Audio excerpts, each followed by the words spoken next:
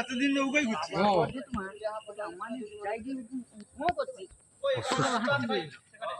আমিও তো আমিও তো খেল করছি, আমি তো বন্ধ করেছি। আরে সে পরশুদিন সে রাত্রিবেলা আমার দোকানের আগে একটা বুড়াকে এমন কাজটি পেলি দিছে, সে পড়িয়া উঠিয়া গেলে আবার পড়ে আবার ঢুকাস করে পড়ি।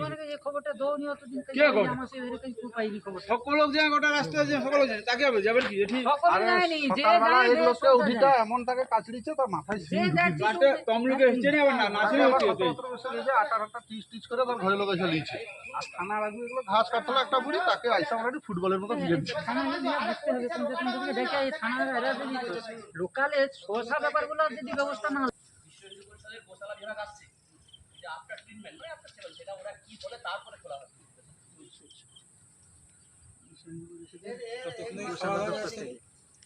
চলিয়েছে অনেক দূর পর্যন্ত, কিন্তু গাড়ির গাড়ি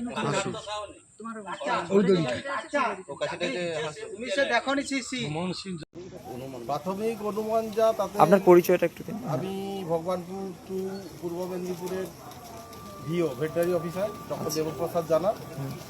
নিউরোলজিক্যাল সিমটম দেখে যা মনে হচ্ছে ড্রুলিং অফ স্যালাইভা, আর সারটাই এলাকায় থাকে যেটুকু জানতে পারলাম সেটুকু দেখে মনে হচ্ছে যে র্যাবিস লাইক সিমটম, কারণ এলাকায় তো সম্ভবত কোনো অ্যানিম্যাল বাইট হতে পারে প্রাথমিকভাবে, সেটা কনফার্মেটরি ডায়াগনোসিস ল্যাব রিপোর্টই বলতে পারবে এই মুহূর্তে কিছু। তবে এলাকাবাসীদের উদ্দেশ্যে একটাই বার্তা যে ওকে পাবলিক প্লেস থেকে দূরে বেঁধে রাখা হোক এবং খাদ্য আর জল যেটাই দেওয়া হোক পানীয় সেটা যাতে সাবধানে দেওয়া হয়। আচ্ছা আচ্ছা, ঠিক। আপাতত ওকে মানে আইসোলেশনে রাখতে হবে। আচ্ছা আচ্ছা, ঠিক।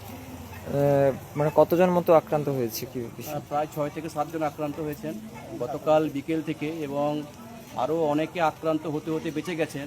যে 6-7 জন আক্রান্ত হয়েছেন তাদের মধ্যে 2 জন তারা হচ্ছে গুরুতর অসুস্থ, তারা তমলুক নার্সিংহোমে অ্যাডমিটেড আছে। এবারে বিষয়টা হচ্ছে যে মানে সারটা কিন্তু ক্রমাগত তার লালাজ হচ্ছে এবং এখানে প্রচণ্ড পরিমাণে শেয়াল আছে। তো ডাক্তারবাবুরা যেটা প্রাথমিকভাবে অনুমান করছেন, মানে বাহ্যিকভাবে এক্সটার্নাল যে পরীক্ষা, এবং আমরা গতকাল থেকে ষাঁড়টাকে কিন্তু জল খেতে দেখিনি, মানে জল খেতে চাইছে কিন্তু জল খেতে পারছে না, একটা যেন ভয়। বা আজকে যখন ষাঁড়টার গায়ে জ্বরও আছে, তো যখন আজকে আমরা বালতি নিয়ে ডাক্তারবাবুর পরামর্শ মতো ষাঁড়টাকে গা ধোয়াতে চেয়েছিলাম স্নান করার, তখনও কিন্তু আতঙ্কিত হচ্ছিল।